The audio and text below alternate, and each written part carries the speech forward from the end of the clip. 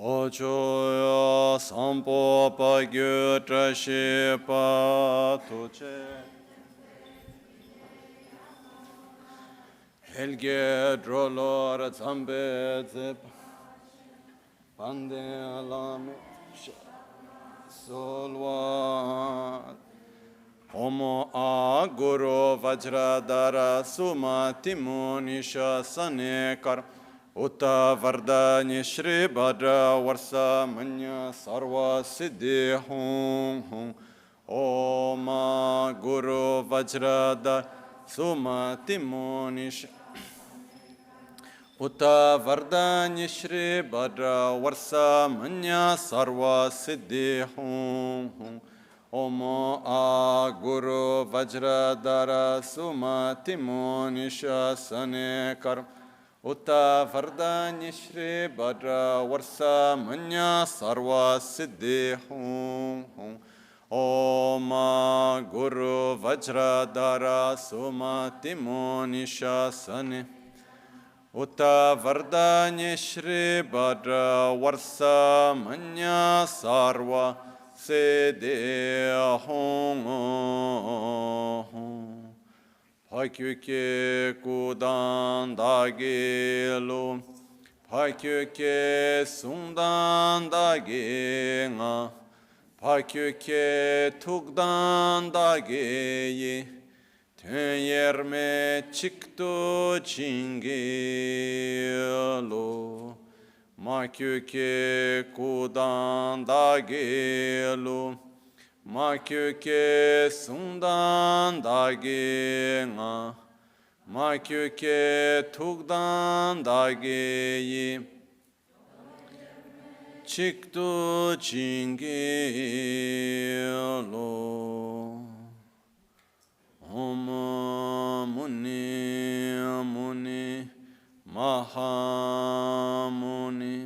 Shakya Muni Svoha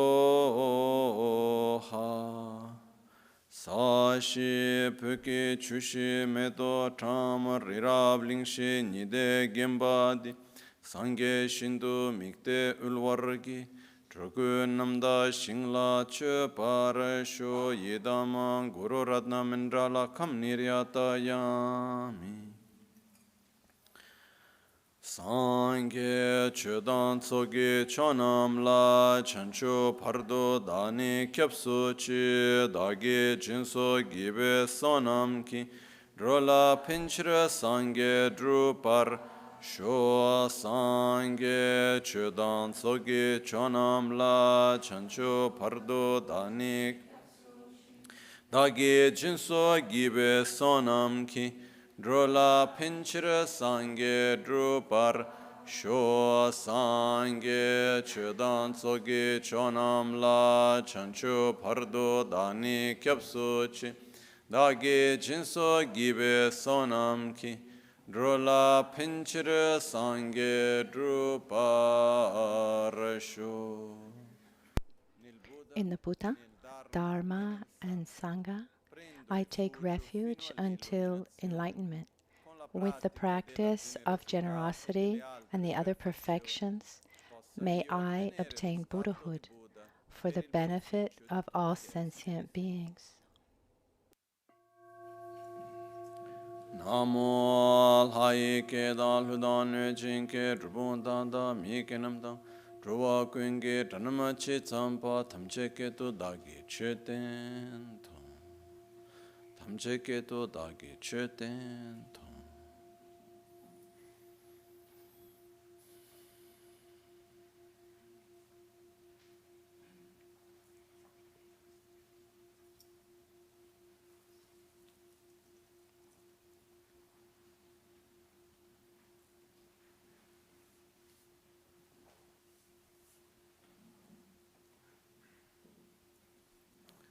Buongiorno. Good morning.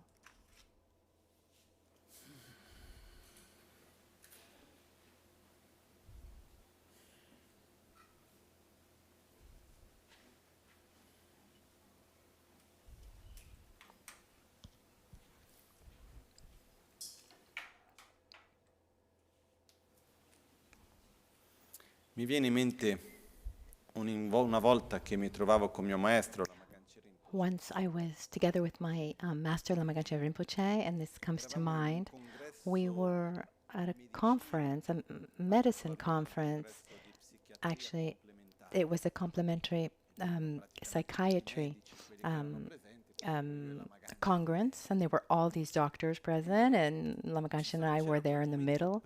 And there was the moment before the conference where there were all the speakers. The speakers met. It was actually a very large conference, about like 1,800 participants, really big and organized very well. And so before the actual conference, where everyone on the stage, etc., they were there drinking tea. The various speakers were there, and I was there with Lama Ganchen. At a certain point, a psychiatrist started speaking. I was helping to translate for Lama Ganchen, and how do you say? It was a bit of small talk, just a little bit of public relations, a little bit of chatting. You don't really know what you're supposed to talk about. And so Lama Ganchen looked at this doctor and said, "Can you just tell me the history of your medicine?" And he started talking about the history of psychiatry, where it comes from, etc. And as he was talking about this, at a certain point, he said, about 150 years ago, if I remember the dates well, I can tell you what I remember from that experience. He said about 150 years ago, at a certain point, it was discovered that the body and the mind are connected. And Rinpoche started laughing. And I felt a little bit uncomfortable because he was laughing. He said, Buddha talked about this more than 2,500 years ago. And there are certain texts that say that body and mind are directly connected. Just look. When you feel sad, tears come out of your eyes. If there wasn't a connection between body and mind, this shouldn't happen. And in these years and reflecting a lot about this, my personal conclusion. And I really want to say it's my conclusion. It's not something that was established as a concept in Buddhism. This is my understanding, is that body and mind, they're not two aspects that are connected, two connected entities. They're two manifestations of the same. It's not possible for something to happen in the body that doesn't have an effect on the mind, and there's nothing that can happen to the mind that doesn't have then an effect on the body. They're like two manifestations of different aspects of the same reality, which is our being. So we are made of body and mind. And someone might say, oh, well, so within Buddhism, when someone dies and the body's not there anymore, then what continues? Actually, we have this concept that the body and the mind exist on three levels, on the gross, subtle, and very subtle. So what continues to a next life is the body and the very subtle body and mind. It's not what we're going to be talking about today, but I just wanted to say that in case someone was left with a doubt. So we have our physical state of being, what we see, what we touch, what we eat, etc., what we hear. We have our various thoughts and our emotions, and then we have, beyond our own experiences, there's the world around us. The people we meet, the situations that we live. And in the middle of all of this, just reflecting on this, I came to a point that goes a little bit beyond, where it's not that the body and the mind are one things with two different manifestations. Even our environment, I mean, we can't exist independently from the environment around us, the environment that surrounds us. Let me try to simplify it because this is an introduction and I don't want to go too deep into this. But let me give you a very practical example. If I play the singing bell, can you all hear this singing bell? If I ask you, do you hear this singing bell? Yes, right? What happens when we play this singing bell? There's a vibration in the air. This metallic object starts vibrating. It vibrates in the air. These vibrations in the air, they travel. So for those of you who are at home, it goes into the microphone and they get transformed into many, many ones and zeros, and somehow it's transformed and you get to you. And those of you who are present, it comes towards you through the air. Once the vibrations in the air get to you, they need to come into contact with your hearing. These micro sensors that move according to the different vibrations and that send a signal to our brain, which would be the mind of our hearing. It's the hearing sense. And then what do we do with this sound that we receive? We do some inner research. We see, what is that? What is that sound? And we connect it to singing bowl because we see it. As I said before, can you hear the singing bowl? Maybe concepts that we've had before, where we've heard sounds that are similar to bell. So this kind of very complex database, and we do a quick research. So I play this singing bell. This vibration comes through the air, goes to your hearing, and then a message to your brain comes to tell you that it after the database research says this is a singing bowl. But let's imagine that in the past, every time you heard this sound, someone hurt you. Or every time that you heard this sound, you received something beautiful like a caress. Or now, when I play this bell, how do we live it? Do we live it solely only on a conceptual level, or is there some kind of emotion? So the value that we attribute to this present moment doesn't only have to do with a concept, it has to do also with emotions that come. Now,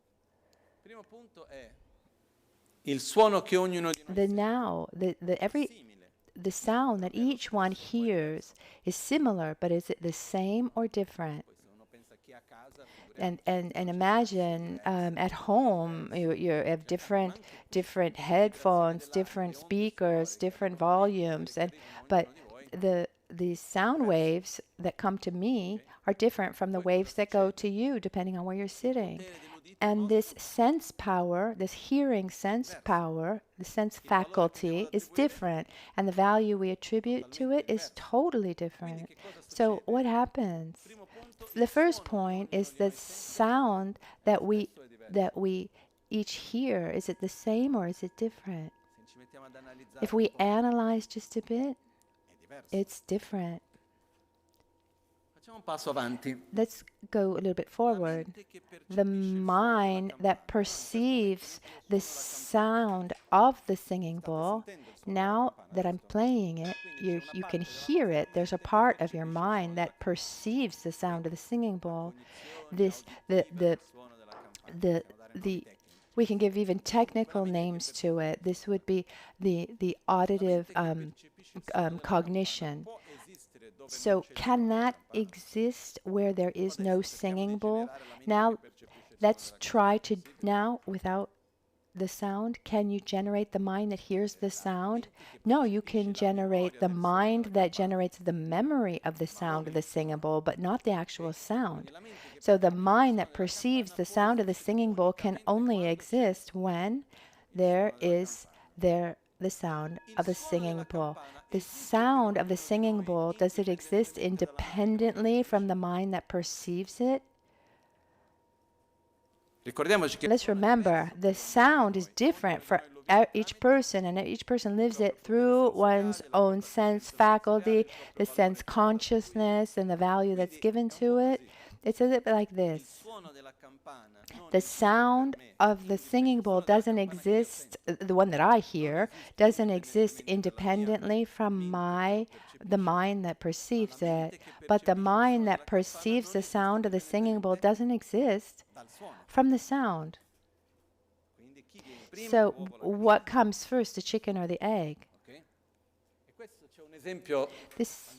There's an ancient example that helps us understand this. It's very nice. Let's imagine there's a race, and all the runners are ready to start their race. Is it right to say there are 4 runners ready to start? We could say that, right? But what makes a runner a runner? What makes a person a runner? One's a runner when he runs. So what happens, there's no runner without the act of running, but you can't have the act of running without having a runner. So what does this mean? That they're mutually dependent. It's not that there's a runner and then exists also the running and then they relate. No, for there to be a runner, you need the running, and for there to be running, you need a runner. These are two realities that are mutually dependent. So they're different, a runner and running, but one doesn't exist without the other. Are you following? The external reality is one thing. My mind that perceives it is another one, but one doesn't exist without the other. They are mutually dependent. To get to the fact that, yes, body and mind are two manifestations of the same. So if something happens in my body, it'll have an effect on my mind. And this means everything that I see, everything I eat, everything that I say, everything that I live, the people that I meet, the situations that I live, it's all transforming myself. These are sensory objects and me. It's not just about my chemical state of being or my liver or my pancreas or some other, my blood pressure. Personally, I'm a little bit better yesterday. I'm a bit better today, but a few days ago I had an allergic reaction from some bug bites, and I had a histamine reaction, and I was really, really nervous. Maybe you couldn't tell, but I wasn't in my normal state of being. It was strange for me to be nervous because I had high histamine, and that has also an effect on my being. So what happens in our body has an effect on our mind. What happens on our mind has an effect on our body. And what happens around us, does it affect our body and mind? Yes. But as we saw, that the environment that I live doesn't exist independently from mine as my sense faculty and also my sense consciousnesses, because I play the singing bowl. But if I close all my sense faculties, I'm not going to hear it. So we live reality, the reality around us, through our body, through our senses, and our mind. That's why we have this triangle, these 3 points, this body, mind, and environment, all objects of perceptions, that then becomes one. All are mutually dependent. In the middle of all this, something that we are constantly trying to do, and to the best of our abilities, We're trying to be well, to be happy. We try to avoid suffering. We try to reach a state of well-being, of balance, equilibrium. We try to be well. And among these 3 points that are mutually dependent, where do we work most? Where do we look for our happiness? Where do we project our causes of happiness and suffering? Mostly in our environment, the surroundings, what someone does, what someone doesn't do, how they should be, how they shouldn't be. How much power do we have in changing someone else? It's very, very, very low. Like not zero, but we can interact with others, and where there's interaction, there's transformation. So a power of transformation we have, but we don't have the power to change anyone. So when I look at the world around me, I could make long, long lists that, in my opinion, would be better if they were different. Starting with my nearby world and my faraway world, but when conditioning or controlling the world, our power over that is very, very, very low, because the reality around me, using this analogy, is it's a very complex equation.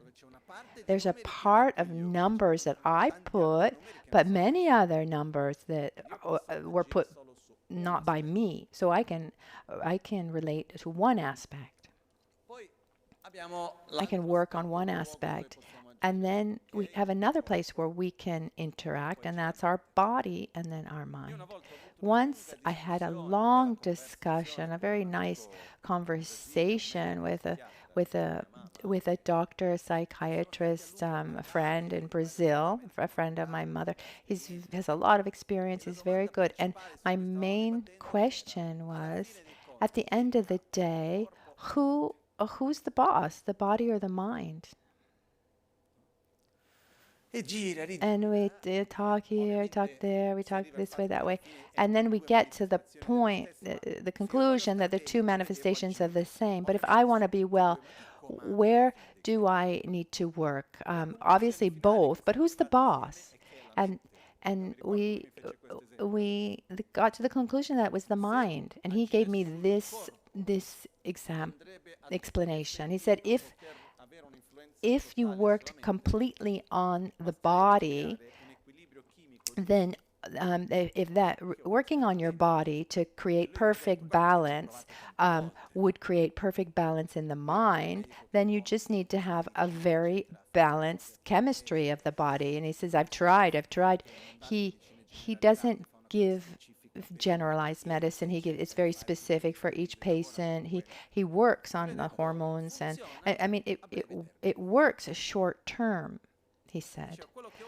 What I saw, he said, that when I give a certain treatment to a patient, it works and that person is better. But if that patient doesn't also work on a deep psychological process, inner changes of ways of facing one's emotions and thinking, as soon as you take away that supplementary medicine, that person goes back to the way they were. Instead, when someone does a deep transformation inside, that actually changes the chemical aspect. So he says at the end, we can say that it's the mind that is in charge. And here there's a fundamental point that even if we look at the problems in the world, let's use the biggest example would be the wars. There are violence. There's so many examples of difficult examples in the world of war or social inequality, violence. If we look at these situations, there's one there's one button, let's say, if we change that, it's then everything changes, and it's our inner attitudes. If you take away selfishness, ignorance, if you take away arrogance or hatred, what would happen to all these things? They're not sustainable. So wars, for example, where do they come from? These conflicts because for the lack of resources, or because of the ignorance and hatred in the hearts of man. It's in the ignorance and self-centeredness. What about fights within a family? Is it because lunchtime's not the right time, or various problems, or at the base, deeply, that one is not able to see the other beyond himself, or their selfishness, etc. I mean, these are problems that come from inside, without taking anything away from the importance of the environment. Because if I find myself in an extreme environment, extreme heat or cold, or I in a context where I don't have food, or I don't have healthy food, I'll get sick, and it'll be hard to maintain an emotional state of well-being. Look at our English friend Bernard Gesh. Many years ago, he did a study at the University of Oxford, where he proved, just in a few words, doing experiments in one of the most violent prisons in England. He proved that with a diet, with the right nutrition, they saw in prison that given the right nutrition, violence and the acts of violence, the acts of violence came down 30% just by giving the correct food. These were supplements, vitamins and supplements. And so the ones who took those had 30% less violent acts. So a mind in a body that doesn't have the right nutrition is going to have a hard time. I don't want to take anything away from the importance of being in a healthy environment and eating well. It's absolutely important. But who's at the wheel? It's the mind. The great changes in our society come from the change in our storyline. And today's subject, here comes the subject of today, where I want to talk about the introduction of Buddhism into three parts. The first is view, and then conduct, and familiarization. So in that first part, view, whether we want to or not, we all have our own worldview, and we live reality through our own view, our own idea of what's right, what's not right, what are the causes of happiness, what is suffering, is there continuity or not. We have our own view. This is something, whether you're aware of it or not, we have our own view. And it's not like the worldview has to do with some high philosophy, and I have my ideas from that. No, it's the basis of the way we perceive reality and the way we relate to ourselves and to others. And it's not that the worldview is important, it's fundamental. If we wanted to go deeper, we could ask, what are the influences? What influences my worldview? Because let's remember that our worldview, we didn't create our own worldview. We inherited most of it. It's not like, as children, at a certain point, we start creating our view. Of course, it's a little personalized, but with my own personal research, I saw that we have three main forces that have influenced our worldview. One that comes from monotheistic religions. We have a strong influence from capitalism, and also the science, like mechanical science, the science of Newton and materialist reality. So these are three fundamental aspects. We can give 1,000 examples. Let's talk about time.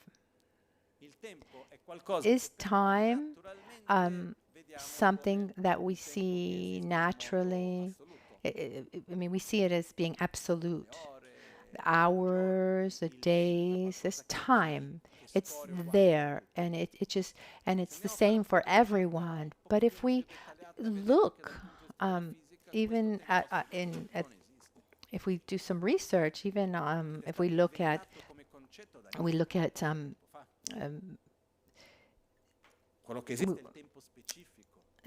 what we see is that it was invented, let's say, quite recently, and it's something that what exists is the specific time of every place. But I don't want to go too deeply into this, but something that we take as being absolute was just invented recently, and we were educated in this worldview, and then it became something spontaneous for us.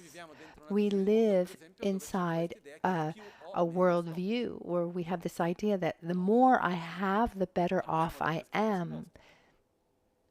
That to be happy, I need to have money, power, pleasures, a perfect family, and they lived happily ever after. Right? Did we create this view, or did we inherit it? We inherited it. And there's so many other aspects. The first important point for each one of us to observe and ask ourselves how we live through stories, and we say this is like this and that is like that for this reason, for that reason. For example, we have a strong influence. I mean, we live inside a view of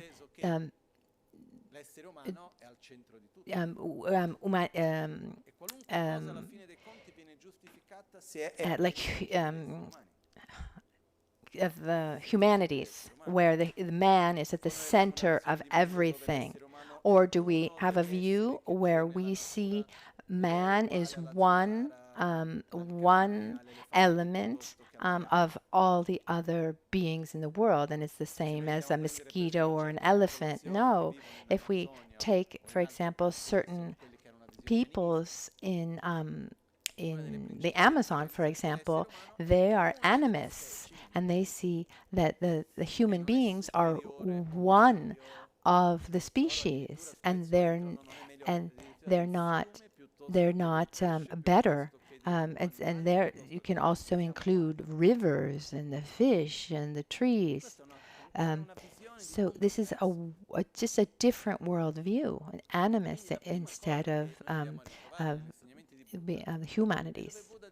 So Buddha says, I'm going to share my worldview with you. Try little by little, say, I see things like this, and for me it works, and maybe it can work for you. But before we look at the worldview that Buddha transmitted, it's important for us, for each one, to observe and recognize that we have our own view. And so it's the worldview.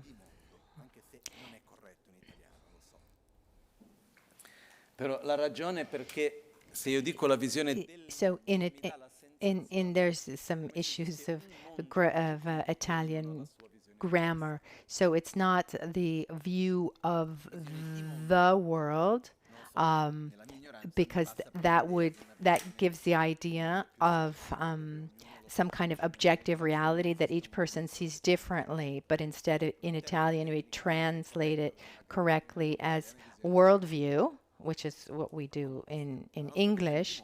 It shows the subjectivity of it all more than some one view.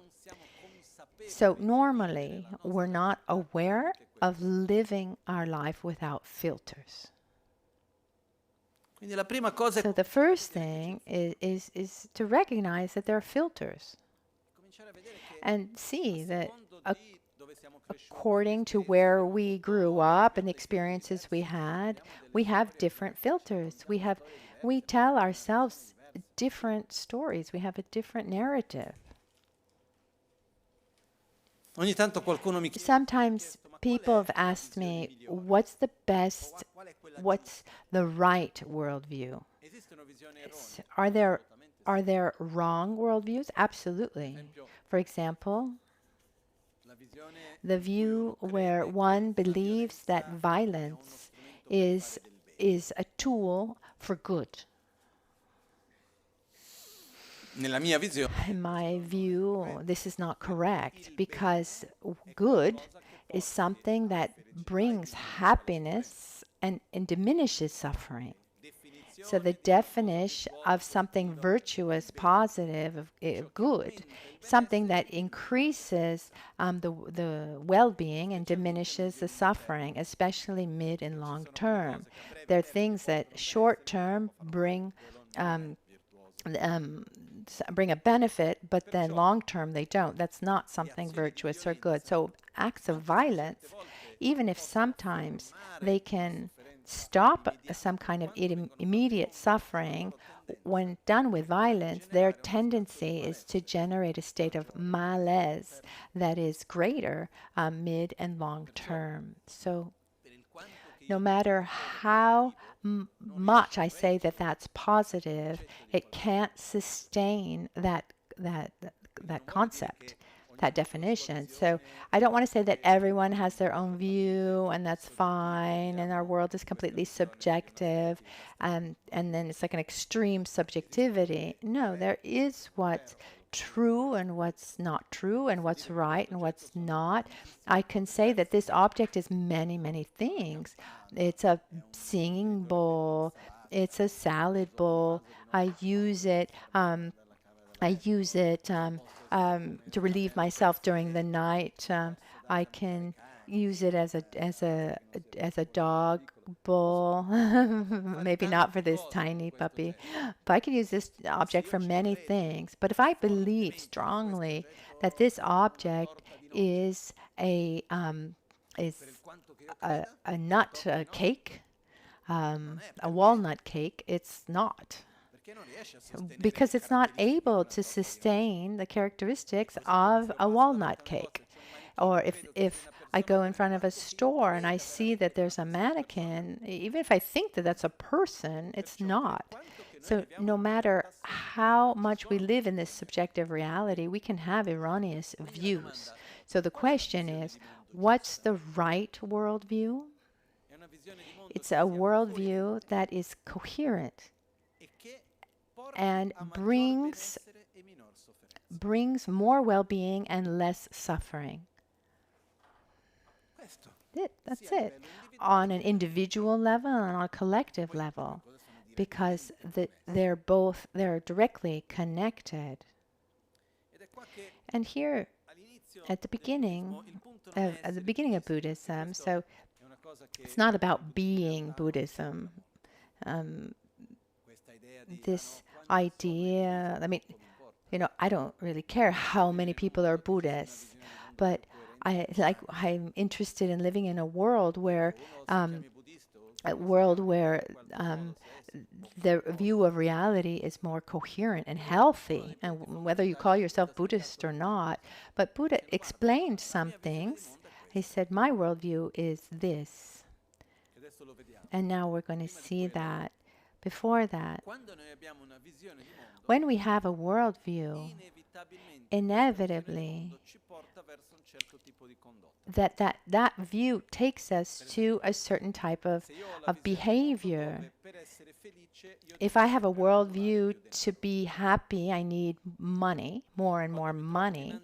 When I'm in front of a choice to do something that's going to um, something that's going to earn me more money, or something that is more coherent with my values, which one am I going to choose? I'm going to choose to choose what's going to bring me more money. If my worldview is that my happiness depends on my career and having money, and I'm in a situation where I have a choice to increase my earnings, but maybe they're negative for my relations, what am I going to choose? It really just it depends on my worldview. If my priority are my relationships, I say, okay, maybe I'll work a little bit less, but I'm not going to abandon that. Or, I mean, also my earnings are important. I try to find some balance. Is that clear? So, according to our worldview, we have a certain conduct. The conduct is how we relate with the world, the actions that we do, our way of speaking, the way we act physically, our way of thinking, our conduct of body, speech, and mind. And then that third point, what are the tools that are used to reach that behavior? If my objective is to make a lot of money, I'll study, I'll prepare myself for that job, I'll find that way to have that kind of behavior. If I really believe strongly that I need to be stronger, I will try to develop strength. If I believe that I need to live in harmony, then I try to develop more harmony. It depends on my worldview, which is the starting point, and from that worldview come the conduct, and then we have the tools. Okay, the tools that support our behavior to realize our worldview. So, what is Buddhism? It's it's a union of worldview, rules of conduct, and techniques of familiarization, sometimes translated as meditation, but it's more correct to call them techniques of familiarization. So, in the worldview, we have the philosophical aspects where we answer questions: what is reality? What is happiness? Where is suffering? Why do people suffer? We're going to look at that. And in the conduct, for example, there are the rules like if you want to live a world if you want to live in a if you want to have a conduct that is coherent, then you need to increase the positive qualities like generosity and enthusiastic effort, and avoid negative actions. And we use to get there. We use meditation, sacred art. Meditation, mantras, karma yoga. There are many, many techniques to understand very quickly what is the worldview. We need to start with the worldview that we have, because Buddha summarized the worldview in 4 points known as the Four Noble Truths. It's not really the right direction for noble truth. It would be more correct to say the four truths of the noble ones, because the adjective of noble is not the truth, but those who see the truth. So we should call it the four truths of the noble ones. Who are the noble ones? The noble ones is a bad translation of a Sanskrit term, Arya. And And actually, it's the same term that Hitler used, the Aryan race, like a superior race. It comes from Sanskrit.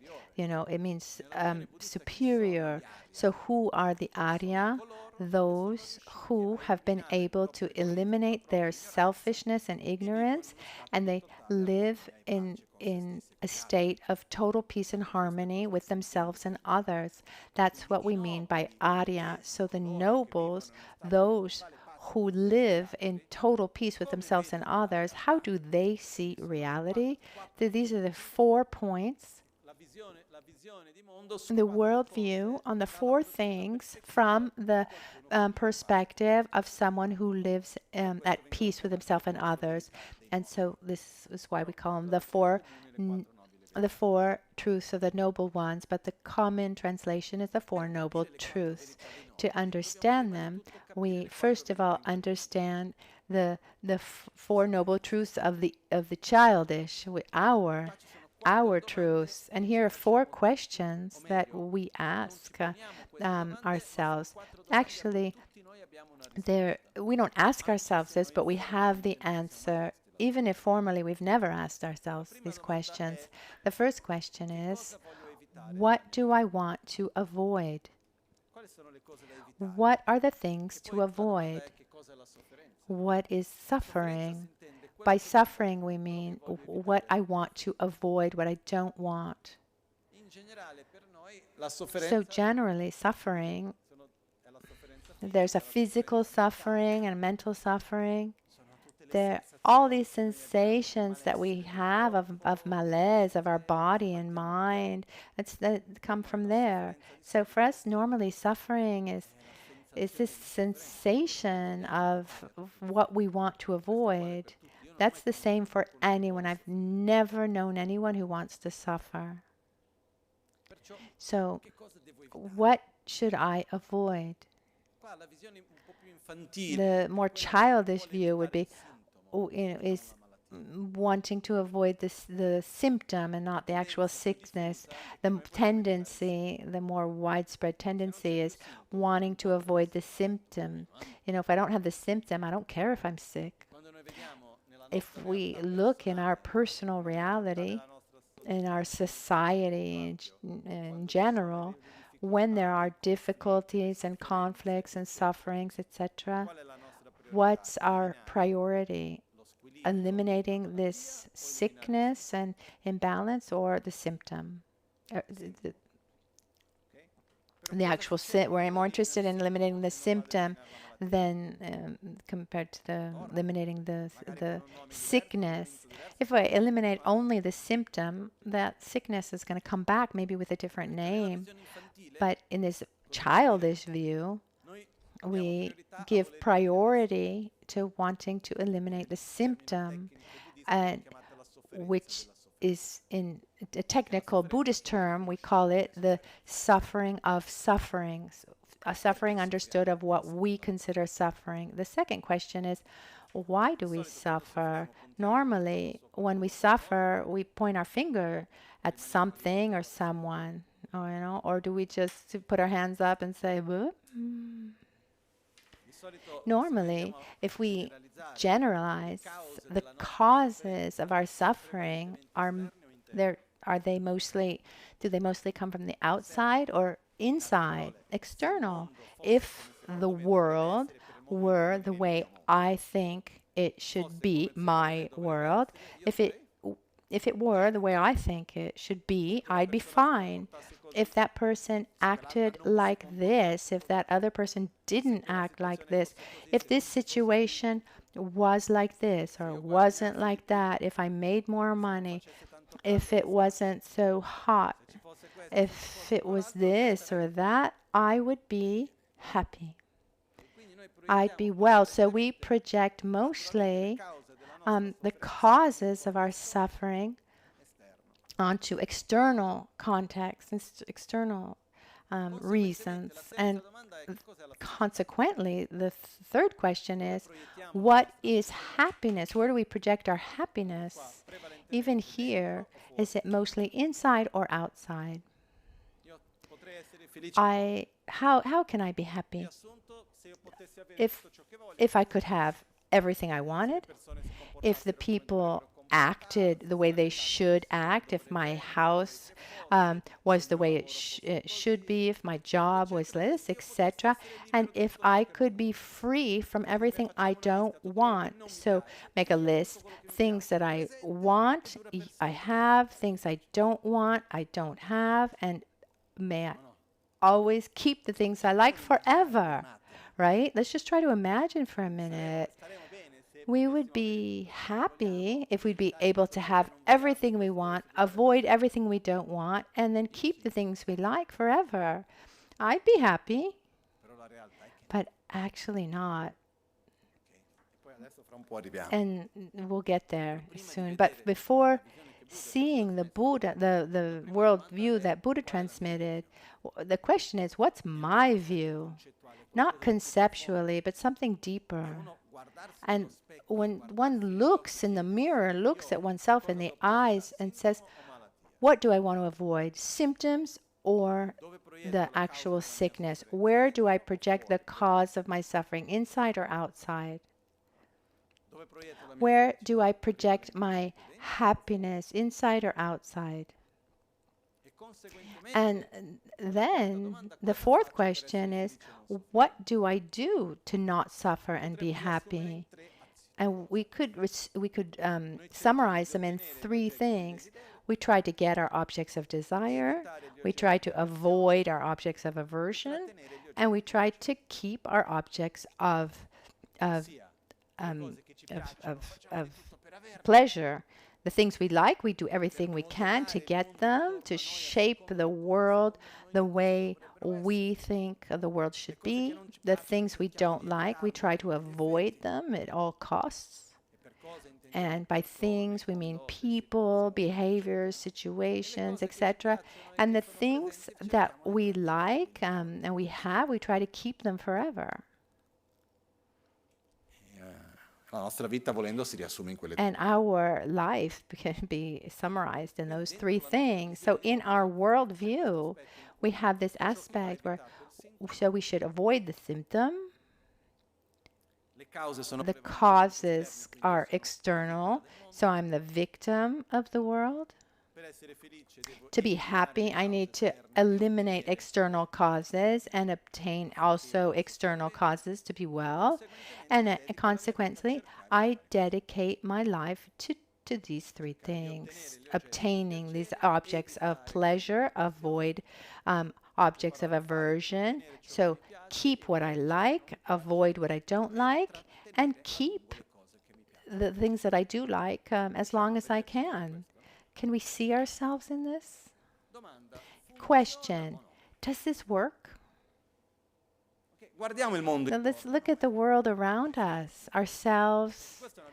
I mean, this is a widespread view of the world on even at the governmental levels. This the macro levels. The point is, I mean, does it work or does it not work? Does it bring more happiness and well-being or does it not? Just look. We live in a time where we have levels of comfort and physical well-being, material well-being that are much, much, much greater than our parents, than our grandparents, great-grandparents. I can't say that's true for the whole world, but here in Italy and in our part of the world, I mean, I can't speak for the life of everyone, but the level of comfort on a material level, is it the same as our grandparents, great-grandparents, or is it much, much greater? So very simply, in the wintertime, up until a very short time ago, people suffered the cold in the wintertime. They didn't have centralized heating. So this idea that the more I can, so if I followed these three things, today we should be better, you know. Actually, today we eat every day as if it were Christmas.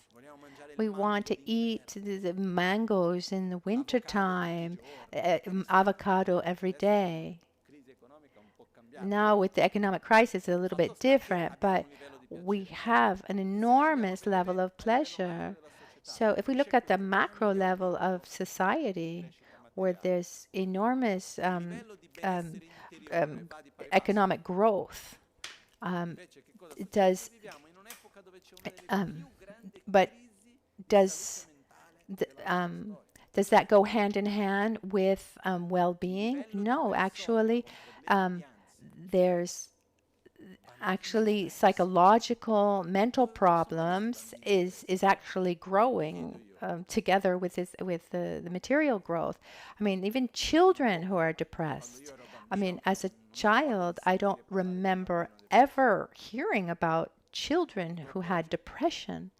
Instead, today it's much more it's widespread. I don't mean to say it never existed, but I mean, how many people take things to face their anxiety or their own depression or have trouble sleeping? Is it something widespread or not so much? Unfortunately, it's very present. So the problem is not the sleeping pill, it's our lifestyle that bring us this level of anxiety. And this is, I mean, one of the symptoms we have. This shows us that what we're doing is just not working. One example is that we base our happiness mostly on something that's connected more to dopamine, on obtaining, having, on pleasure, and not on a happiness, on satisfaction, affection, on sharing.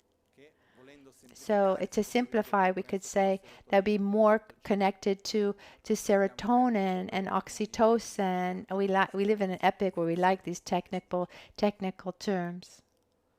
But what happens is we live in a time where we project our happiness on pleasures. It's one of the greatest traps. Our body is constantly looking for balance. If I look for very strong sensory stimuli, so my dopamine increases quickly, the body looks for balance. So what does it do? It it it it hides the neurotransmitters of of of of of of of this hormone. So I need to look for experiences that are stronger and stronger and stronger to reach that same level. And over time, I need more extreme stimuli to feel good. And we see this on so many levels. That we have problems of addiction. I mean, the first addiction today is our cell phone for all of us, for most of us. I think all of us.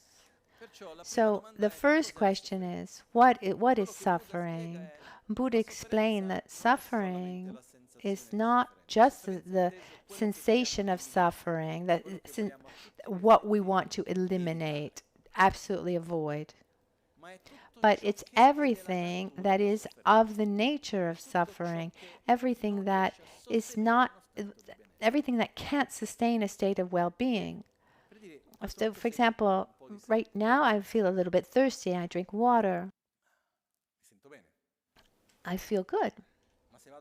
But if I keep drinking water, after the fourth glass, after 2 liters of water, little by little becomes torture. So something in the beginning that was pleasurable then becomes suffering. I've given this example many times, but I like this example. If someone I really like comes and caresses me, We like it, right? And if that caress just goes on and on and on, and we're there at half an hour, okay, okay, maybe 40 minutes. At a certain point, it's that same intensity, that same attitude is still there.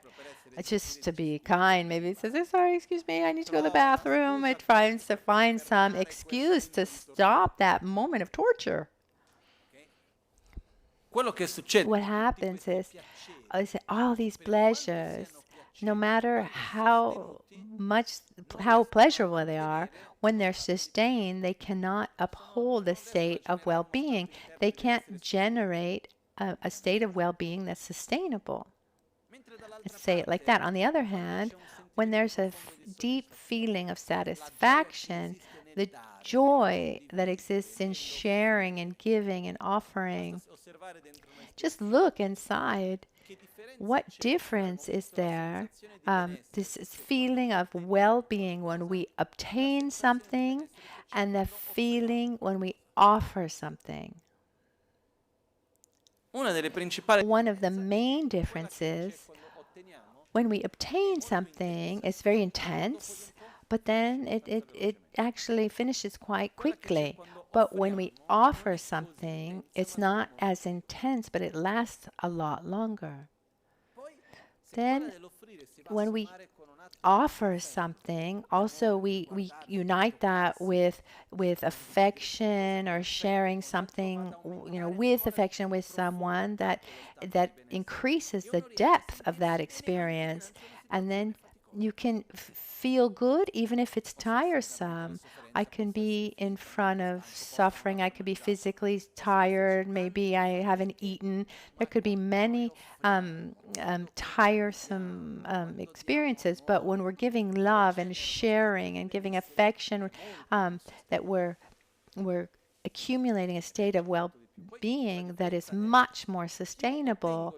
So the more I obtain pleasures, the fewer pleasures I have, because I need to have more and more stimuli to have the same amount of pleasure, and we fall quite quickly. But instead, when we have wellness that comes from loving or sharing, the more I have, the better off I am. It's not that you say, "Oh, I've loved too much. I don't feel well. Oh, I love 3, 4 would be too many." No, the things that the more I have, the better off I am. Even if we wanted to give a very like a chemical explanation, this inner process is quite clear. That second form of suffering that Buddha talked about was that everything that appears as well-being, but actually brings suffering. And he called this the suffering of change. Something that appears as something positive or good, but then transforms into suffering. Basically, dopamine. All those pleasures that come, and it's good that they're there, but after a while, they're not sustainable. And the point of Buddha was, he wasn't saying that these are bad things and you shouldn't follow them. You can't feel pleasures. No, he didn't say that. He said simply, you shouldn't project your happiness onto these things. There's nothing wrong with the pleasure. I'm thirsty, I'm going to drink water. It's so good. There's nothing wrong. The problem is when I start projecting my happiness on to having on the pleasure, and then it becomes that vicious cycle. So to summarize, sensory pleasures, material wealth, and a recognition of our image. I'm so good, I'm so beautiful, etc., etc. Because when we receive compliments, we like it, don't we? The classic example is when someone comes and says, "Oh, you know, that person, you know, that we really like, said that thing about you, something really positive," and we answer, sorry, what'd you say? What I didn't. What? Can you repeat that? Obviously, we heard, but it's a massage to our ego. It was so nice. But even those compliments, if they're maintained over time, you know, we just need more and more, and it's not enough. So there's these are three traps that can't uphold, can't uphold the happiness. You know, these are the traps for happiness, let's say. So well, material things. So, I mean, if material wealth brought happiness, we'd have a lot of happy people, but it doesn't work. I mean, does money help for happiness? Up to a certain point, yes. But what is that point, that threshold? Having having enough to eat. Well, if I can protect myself from heat and cold and have a safe place to live, I can take care of my health and educate my children. This is the minimum. It doesn't matter how much I get after that. It's not going to increase my happiness. But if I have less than that, that would increase my suffering. So,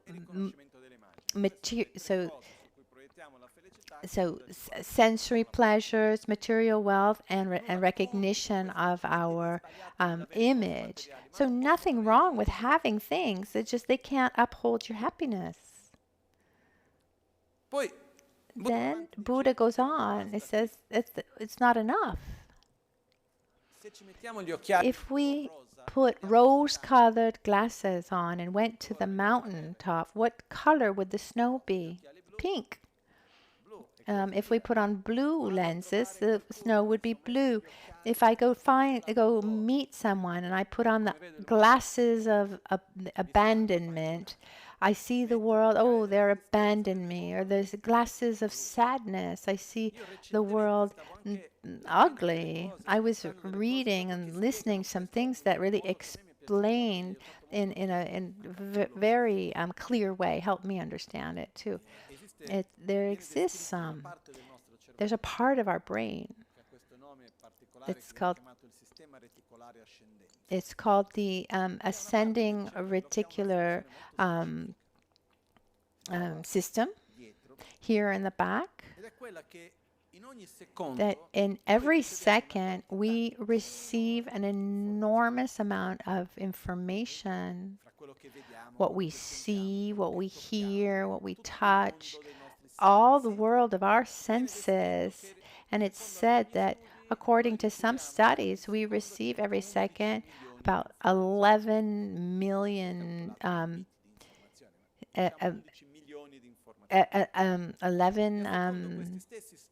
million bytes, let's say, of information. They say that we're aware on a conscious level of about 10 to 50 bytes. Let's be generous. Let's say 50 out of 11 million.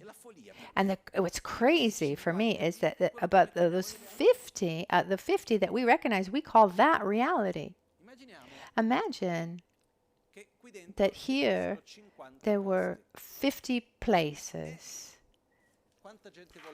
And how many people want to come inside? 11 million. Who determines who could enter and who's not allowed to enter? The one who says you enter, you don't enter. That's the system of our brain that says, okay, those aspects that bring to the surface things that we're aware of, and the one that gives the orders is on the first level our physical needs. I think we've all had an experience of having a physiological need. Maybe you need to go pee, and the greater that need is. I mean, what's in your reality at that moment? Just that need to go to the bathroom. It's actually on these days that I was thinking about this. I was in the car with two friends, and we were talking about a very interesting point. At a certain point, I needed to pee, and then and there wasn't anywhere to stop. And that subject, it just became very subtle. At a certain point, the only thing that was in my mind was, I need to stop. And then I found a place to stop. I mean, I wasn't able to think about anything else. My my brain had space only for that. My ascending reticular system could think only about that. So when we have physical needs or emotional needs or needs of security or spiritual needs, the needs speak louder, and then they speak first, and then our emotions. If I'm angry, who comes? Who comes into the door? The things that are positive or the things that are negative? Oh, the things that are negative. I see those 50 things that are bad, and I say, oh, look how bad the world is, how disgusting the world is. But there's still 11 million outside. I'm sad. I see things aren't working. If I feel abandoned, I see the things against me, etc. If I'm happy instead, and if you're in love, for example, oh, it's raining. It's so nice that it's raining. Oh, it's hot. Oh, wonderful that it's summertime. And I just take advantage. For just a side note, I was talking to a friend who said, I often in this period I use the example that you've given with that boy in Tibet with the cold. Once I went to to my masters in Tibet to receive teachings. It was very, very early, in about December. I was so cold. We were also about 4,000 meters. It had snowed that day. It was 8 in the morning, but it was actually 6:30 because Tibet follows also the time of Beijing. It was just before dawn, and that morning I was very, very cold. And so I got there, and there was this little courtyard, and there was this monk. He was kind of living there. It was this little room that was closed with some plywood. And there's so lots of drafts. I mean, it wasn't even the real winter. And I went to him and I said, but aren't you cold in the winter time? And he looked at me as if I was asking the stupidest question in the world. He said, in the winter, it's cold. Okay, I understood. If I feel cold, I go into the kitchen where there's a fire. But so this friend said, after I understood this, I said, summer is hot. So what happened? The day that I put in my head, winter is cold, summer is hot. The problem in the summer would be if it were cold. You following? If I stop complaining about the hot, and I just I understand that in the summer it's hot, so that hot is not important anymore. But if I see it as a threat, something that is not being satisfied, and then I see the heat everywhere, and I talk about the heat everywhere I can, it fills up my life. If it's not a threat, but it's just a fact, because in the summer it's hot, it will then it'll be something that doesn't come up in my consciousness and my awareness, and leaving space for other things. So as long as I'm taken by anger and arrogance and fear, etc., I will live the world through that. And just in a few words, maybe simplifying too much, Buddha calls this the all-permeating suffering, which means wherever I go, there I am. Sometimes people say, "Oh, Lama, I want to take a vacation from myself."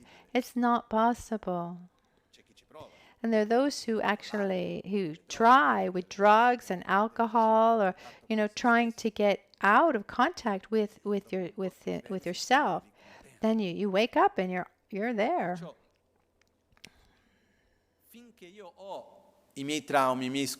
As long as I have my traumas and my imbalances, I'm going to see the world through that. And here comes the second question: why do I suffer? And Buddha said, even if the external world is connected to our inner world, the body, mind are connected, we suffer mostly because of our ignorance, our selfishness, this obsession with our self-gratification, because our anger and resentment and fear and dissatisfaction, attachment. In other words, the main cause of our suffering is not the world that we live, but how we live the world. Is that clear? And this makes all the difference. Why do we suffer? Because we have a way of living that's unhealthy. And this has to do with all of our emotions, our way of speaking, our way of interacting with others. That is very deep. So our suffering doesn't come from the world, but the way we live it. So here there's a fundamental point. If I suffer because of the world, then I am a victim of the world. Once I'm a victim, the solution is in someone else's hands. Once my suffering depends mostly on how I live the world, I am no longer a victim of the world, and the solution is within me. And the dynamic totally changes. Questo ci porta anche a un fatto che la priorità and then our priority becomes our conduct and our obviously I need to eat, etc., but how much love I have is more important than how much money I have. So if I'm living something, how is that situation transforming me? Who do I become through this situation? That becomes more important than how much money I'm going to get in a certain situation. So why do we suffer? Because of these mental defilements and the actions done with these minds, these mental defilements. So what is happiness? It's a state that depends mostly on our inner state. Just imagine our own life, like a painting, a photograph, all the shades of your life. Imagine it. Imagine our physical state, our family life, our social life, our economic situation, the various aspects of our life, put it there. A un certo punto permettiamoci di fare un cambio, di sognare un po' diverso. And now let's try to dream. Imagine your own life. If in your life there was no longer the attachment to how things should be.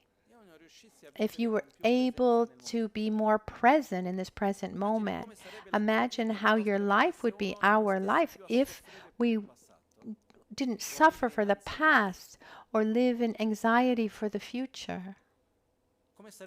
How our life would be if we were able to see others with affection and love, and not be the victim to anyone. If we were able to be satisfied and feel respect and gratitude, Sarebbe una bella vita? it would be a beautiful life. For me, it would be. E quindi quando parliamo della felicità, la felicità non è So when we talk about happiness, it's not an external state, it's an internal state. So happiness, that's called nirvana, this state that goes beyond suffering, is not where I am, who I'm with, what I'm doing, what I own. It's who am I? The question is what do I want to do? What do I want to have? Where do I want to be?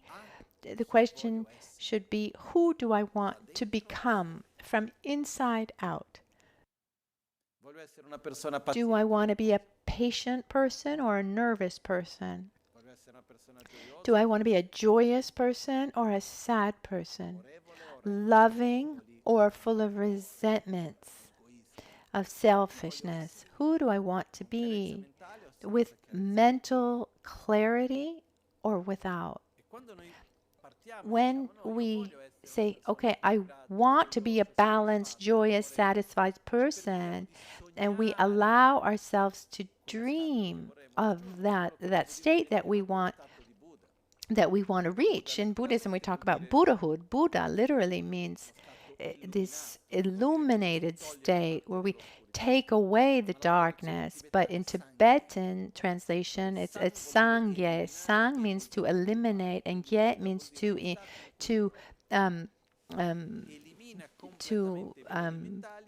and develop. So we're eliminating completely our mental defilements, and we're developing our qualities. So we don't have any more hatred or jealousy, envy, arrogance, ignorance, and then have to our maximum potential love and gratitude, respect, stability, concentration, compassion, altruism, wisdom.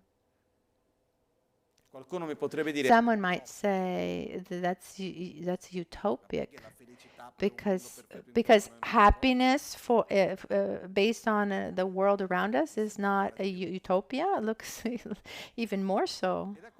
And here the fourth question comes, which before coming to the fourth question, in that third question, what is happiness? There's a fundamental point still.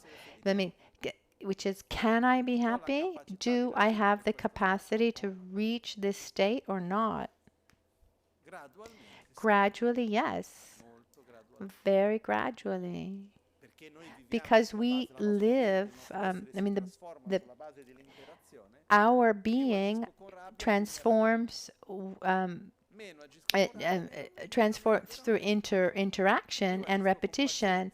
The more I react with anger, the angrier I'll be. The more I act with patience, the more patient I'll have. So, and here the conduct becomes essential. The more what I live today, I will become tomorrow. So what do I do to be happy and not suffer? That's the fourth question. Here, the Buddhist teaching, and Lama Tsongkhapa, the master of our tradition, the founder of our tradition, he says that it's summarized in the path. It says, to be happy and not suffer, I need to love myself, love others, and live reality with coherence. Loving oneself means I recognize what's good for me, and I have this commitment to cultivate those things.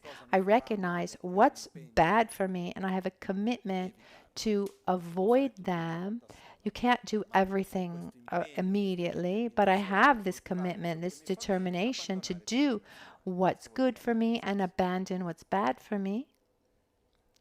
Amare gli altri And loving tua others felicità means your happiness, I love you, and your happiness is as important to me as my own. Your suffering is as important to me as my own suffering, and I'll do everything I can to help you be happy and not suffer.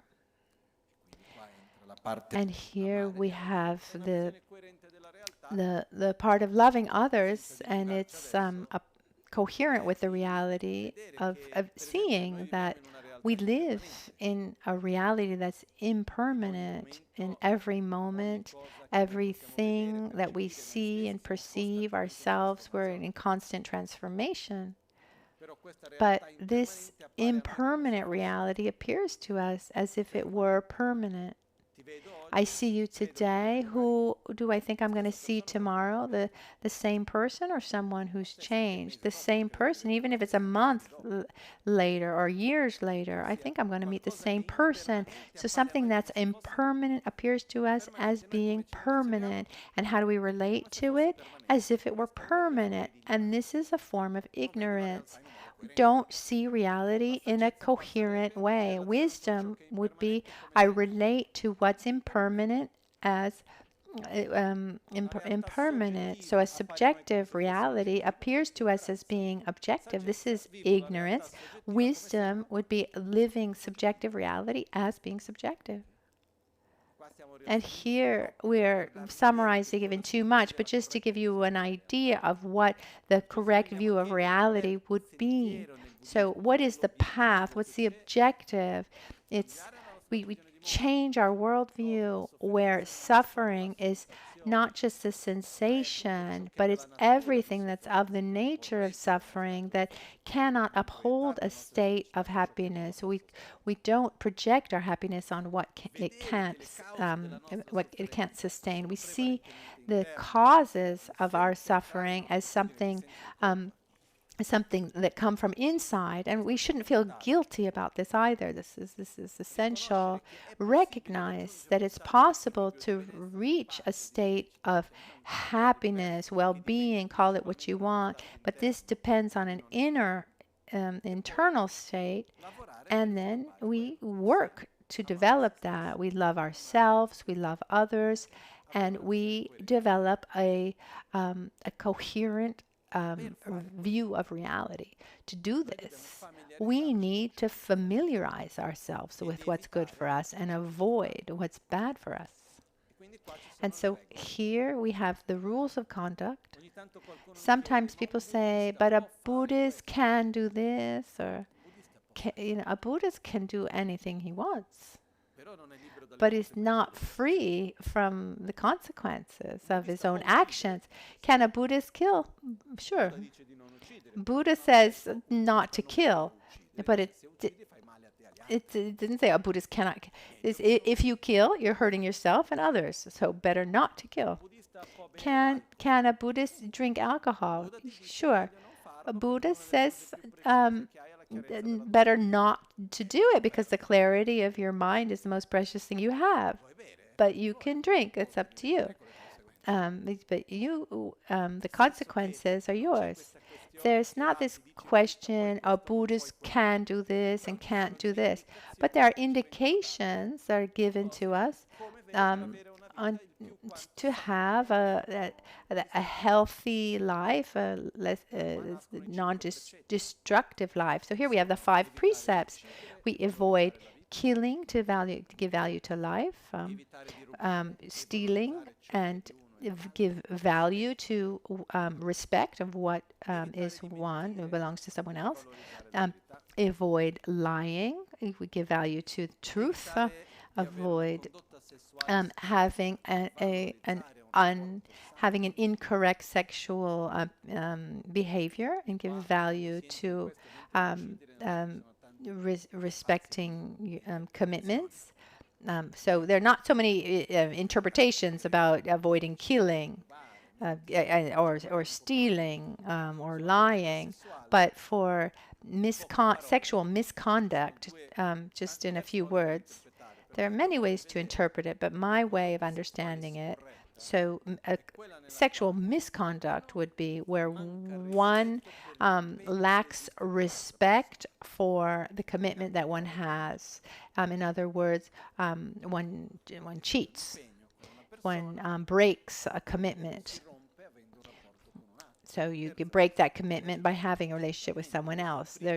This is the first level of sexual misconduct. A deeper level of misconduct, sexual misconduct, which is where a person doesn't take the needs and the desires of another, doesn't take into consideration the needs and desires of another person, and someone is actually just a tool for one's own pleasures. So if you relate to someone without considering their needs, their desires, etc., and it becomes only a tool for their own pleasure, that's sexual misconduct. And it can be within marriage or not. I mean, it doesn't matter. You can have a sexual misconduct where you're breaking a commitment within a relationship, and then on top of that, also not respect the needs and desires of the other person. They can. And if we look, I mean, imagine our society if everyone respected these points of not killing, not stealing, not lying, didn't have sexual misconduct, and it would be a better society, wouldn't it? And then there's a fifth rule that fifth precept. He said to avoid substances, avoid the substances that take away the clarity of mind, so that we can give value to mental clarity, alcohol and drugs, for example, because someone interprets it like, okay, a glass of wine, okay. But then some say, okay, you start with 1 and then you end up with 10. You know, it depends on each person's capacity. But generally speaking, if we took away the use of alcohol in our society, how much less violence would there be? Much, much less. Even one day, the commander of the Carabinieri, the police station, he came here and he asked about alcohol here at the center. And I said, no, we don't. There's no alcohol or drug use here at the center. And he said, oh, thank goodness, you've relieved a lot of my work, because lots of my work has to do with drug and alcohol related incidents. But we could start creating respecting life. We can respect the truth and tell the truth, and not lie. My mom said, I like this expression. My mom told me that truth organizes. If we were able to respect each other, even the dynamics of taxes would change if we didn't steal. And how much violence is there in the society based on sexual misconduct? It's interesting to see how money, sex, and death, these are the three main taboos of our society. They're things that are present everywhere. Just even look at a child's video game, but you can't even tell a person who's dying that he's about to die. It's very, very difficult to face death. Sex, even there's even commercial, an ad to sell toothpaste uses sex. It's everywhere, but it's a taboo, and we don't know how to talk about it. We don't know how to live it. And money is everywhere, and there too. It's hard to talk about. It's hard to face it. So this is the end of my side note, but let's try to see that in our conduct with these five precepts, if we respected them, it would be only good for us. I mean, it depends on the commitment that we want to make. On this, with the conduct, we have the six perfections, 6+1. The basis is an altruistic conduct, where we give value to others. We allow ourselves to see others. We allow ourselves to see others and not be afraid of loving. This is the basis of this fundamental conduct. And here I just want to add a point. We live in times where others are just shooting at our lives. Let me explain myself. We relate through this strange object called our cell phone, which has a very strange characteristics. It allows us to do everything. We buy things, so we can talk and communicate. We can enjoy ourselves. And we can access the entire world through this tool, when we want, how we want. And I see more and more, it's really hard to talk to people. People are sending messages. Even a voice message is bothersome.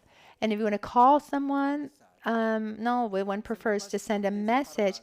It feels almost like you're bothering someone. But when you're talking to someone, that person is there, and you need to adapt to that person. So we're eliminating others from our life. And it's all about the information we receive from others and the information we give to others, but we're not together. And it's almost bothersome to be in someone else's presence. Instead, it's fundamental. It's so important. We need to be with others, to love and to be loved, to exchange. We need this. So be careful, because we're eliminating this from our lives. So at the basis of the confirmation, the basis is love. And then we develop. It's these 5 precepts are the things that we want to avoid, the things that are bad, the killing, stealing, lying, substances that take away mental clarity, sexual misconduct or violence in general. But what should we cultivate? What should we train in our life? Love, compassion, and love. The same thing at the end of the day. Generosity, the joy in sharing materially, physically, emotionally, knowledge, spiritual sharing. Morality, which is training in our capacity of avoiding what's bad for us and cultivating what's good for us. It's not about ethics. Ethics has to do with what's good and what's bad, what's right, what's wrong. We could spend hours, and it's fundamental to have good ethics. But I can have a very good ethics, but a bad morality. I know what's good and what's bad, but what do I follow? Morality is our ability to maintain keep our word, keep our commitments, and cultivate what's good for us and avoid what's bad for us. So generosity, morality, patience. Patience is not reacting with aggression in front of an object of anger. Enthusiastic effort, where we put effort into something that's not easy. Concentration, mental presence of what we do. We learn more and more to direct our mind in the way we want. And then wisdom, which is living reality in coherence with as it is. So what's the conduct? It's mostly about avoiding actions that generate suffering, as we said, like the 5 precepts of killing and stealing and lying. And then cultivating what's good for us based on love, generosity, morality, enthusiastic effort, patience, and then how you eat and how you dress and what time you go to sleep. Those are cultural aspects. But there are deeper aspects. In this conduct, the priority is I give priority to what's happening inside of me instead of outside. But it's not easy to do all of this. It's not a given because we are made of habits. And even changing our worldview, is it enough just to understand? No. We need to repeat it and repeat it and repeat it. Can spend all day saying repeat, repeat, repeat.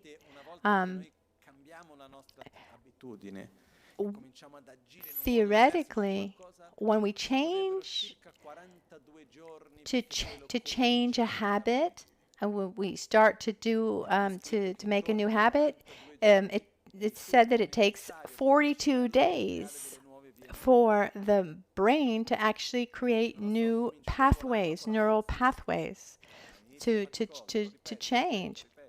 I do it and it's hard, and I repeat it and I repeat it and repeat it. After 42 days, it becomes easier, and that you need to keep it up.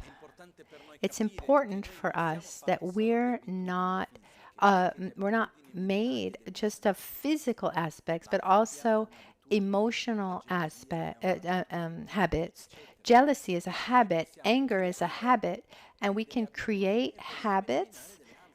We can create habits and we can eliminate others.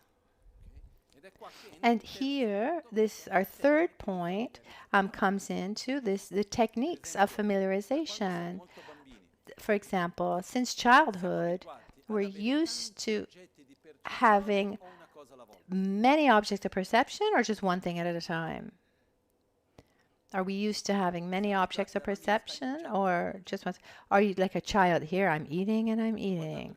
I'm watching cartoons. I'm just watching cartoons. Or are we used to, I'm doing this while this is happening, and I would jump from one object to another? Oh, this is what we're used to.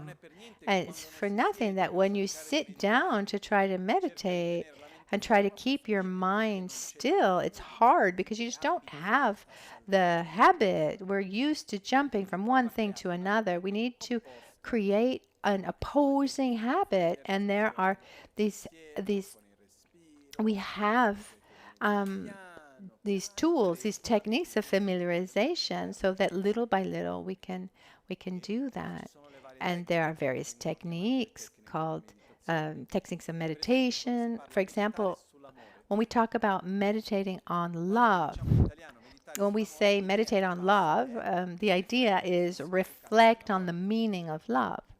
But no, the term meditate in this context, the word in Tibetan is gom, means to familiarize yourself.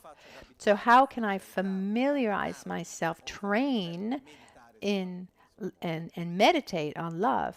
I need to induce a feeling of love, even if it's not spontaneous. So artificially, I induce this feeling of love. Then even if it's artificial, it's still true. It's not. It's not.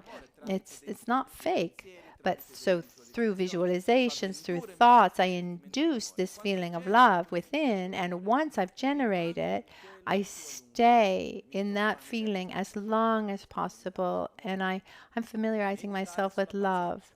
Meditate on patience. You can't you can't practice patience without an object of anger. So first, reflect on how important it is to not act with anger. Then I induce a feeling of I'm in a very protected context, so I allow that anger, that nervousness to come out up, and I say stop, and I react differently. I apply patience. The more I'm able to do that, the more I'm giving myself that message until then once I'm in that situation physically, I'll be able actually to apply that and act with patience. It's very these techniques of familiarization are extremely important. So there's also we use with mantra. Our speech directs our mind. There are also yogic practices. There's holy. There's the sacred art. There's also physical work like the karma yoga. We could so many things we can do with the intention to develop love and respect, to love, and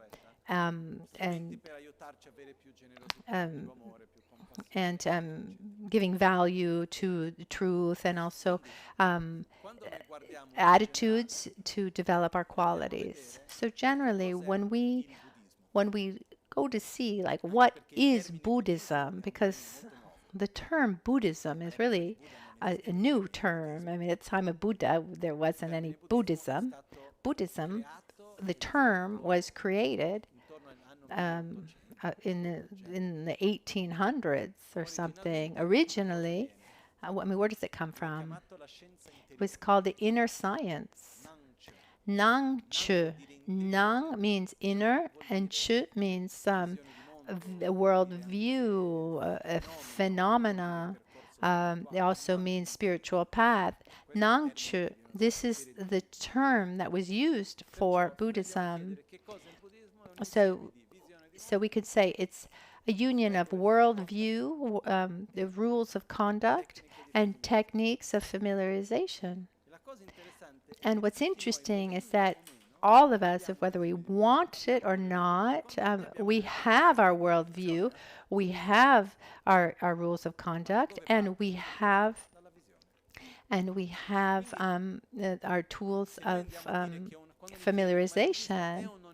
But if you ask, is it a religion, Buddhism or not? Well, how do you define religion? If you mean a monotheistic religion or polytheistic religion, then no, it's neither. And it's said that when Buddha was asked, what do you have to say about God or gods? And he answered, the only thing I have to say is that I don't have anything to say about God or gods.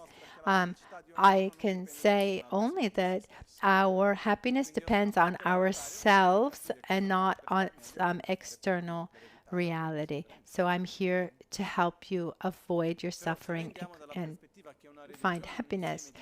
But if we say that a religion is a union of these three things, a worldview, rules of conduct, and tools of familiarization, then yes, it's a religion, like so many other things that we don't call religion. And to conclude, that what's important for everyone is it's not about being Buddhist or not being Buddhist, or being Catholic or not being Catholic. So if you follow a certain religion and you want to get close to Buddhism, take what's beneficial.